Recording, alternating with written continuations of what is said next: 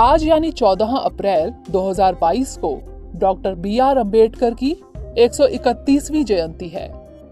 इस मौके पर केंद्र सरकार द्वारा अपने सभी सरकारी कार्यालयों और औद्योगिक प्रतिष्ठानों में सार्वजनिक अवकाश घोषित किया गया है। अब नजर डाल लेते हैं इसके परिचय पर। भारतीय संविधान के मुख्य निर्माताओं में से एक B.R. अम्बेडकर का पूरा नाम भीमराव रामजी अम्बेडकर था। वे एक भारतीय विधिवेता, अर्थशास्त्री, राजनीतिज्ञ और समाज सुधारक थे। इनका जन्म 14 अप्रैल 1891 को तत्कालीन मध्य प्रांत के महू छावनी, वर्तमान मध्य प्रदेश में महार जाति के एक गरीब परिवार में हुआ था।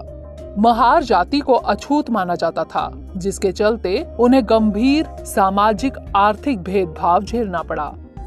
बाबा साहेब ने अपना जीवन समाज से छुआछूत व अस्पृश्यता को समाप्त करने के लिए समर्पित कर दिया था। उन्होंने जीवन भर अछूतों और अन्य सामाजिक रूप से पिछड़े वर्गों के अधिकारों के लिए लड़ाई लड़ी। उन्होंने जाति व्यवस्था को सामाजिक शोषण का आधार मानते हुए मनुस्मृति की कटु आलोचना की। हिंदू धर्म में विद्यमान अस्पृश्यता के सिद्धांत से व्यथित होकर अक्टूबर 1956 में उन्होंने हिंदू धर्म को त्याग कर नागपुर में बौद्ध धर्म ग्रहण किया। 1956 में डॉक्टर अंबेडकर ने देश में दलित बौद्ध आंदोलन नामक एक सामाजिक राजनीतिक आंदोलन चलाया। यह आंदोलन बाद में नवयान बौद्ध धर्म यानी नवयान बुद्धिज्म और नियो बुद्धिज्म में परिवर्तित हो गया, जिसे बौद्ध धर्म की पुनः व्याख्या माना जाता है। 6 दिसंबर 1956 को उनका महापरिनिर्वाण हो गया। मुंबई स्थित उनके विश्राम स्थल को चैत्य भूमि कहते हैं। अब बात कर लेते हैं उनके योगदान और भूमिकाओं के बारे में। बाबा साहेब को भारतीय संविधान का पिता यानी father of the Indian constitution कहा जाता है। संविधान निर्माण की प्रारूप समिति के अध्यक्ष के रूप में उन्होंने भारतीय संविधान को तैयार करने में महत्वपूर्ण भूमिका निभाई। उन्होंने स्वतंत्रता, समानता और बंधुत्व के जरिए एक न्यायपूर्ण समाज के निर्माण का मार्ग प्रशस्त किया।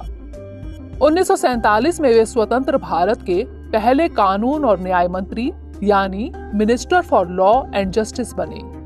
हिंदू कोड बिल पर मतभेद को लेकर इन्होंने वर्ष 1951 में कैबिनेट से इस्तीफा दे दिया। उन्होंने 1930 से 1932 तक लंदन में आयोजित तीनों गोल मेज सम्मेलनों में भाग लिया और अस्पृश्यता के विरुद्ध मुखर विचार रखे।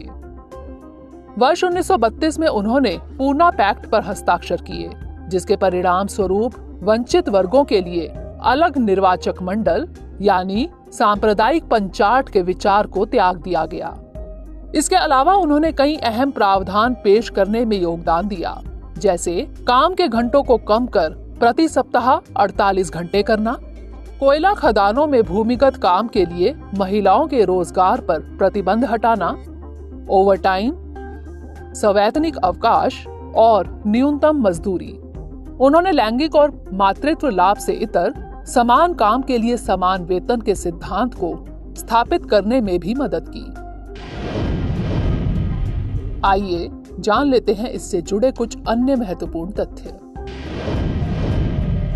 1923 में उन्होंने बहिष्कृत हितकारिणी सभा यानी आउटकास्ट वेलफेयर एसोसिएशन की स्थापना की, जो दलितों के बीच शिक्षा और संस्कृति के प्रचार प्रसार के लिए समर्पित थी।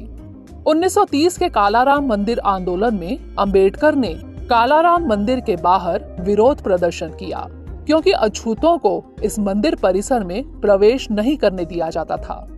इसने भारत में दलित आंदोलन को शुरू करने में एक महत्वपूर्ण भूमिका निभाई। 1936 में उन्होंने इंडिपेंडेंट लेबर पार्टी की स्थापना की।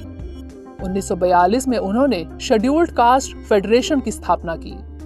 उनकी महत्वपूर्ण कृतियां हैं annihilation of caste, the untouchables, Buddha और Karl Marx, who were the Shudra, caste in India, Buddha and his Dhamma, the problem of rupee आदि। प्रमुख पत्रिकाओं में शामिल है मूक नायक, बहिष्कृत भारत, समता और जनता। 1990 में डॉक्टर अंबेडकर को भारत रत्न से सम्मानित किया गया। 14 अप्रैल 1990 से 14 अप्रैल 1991 की अवधि को बाबा साहेब की याद में सामाजिक न्याय वर्ष के रूप में मनाया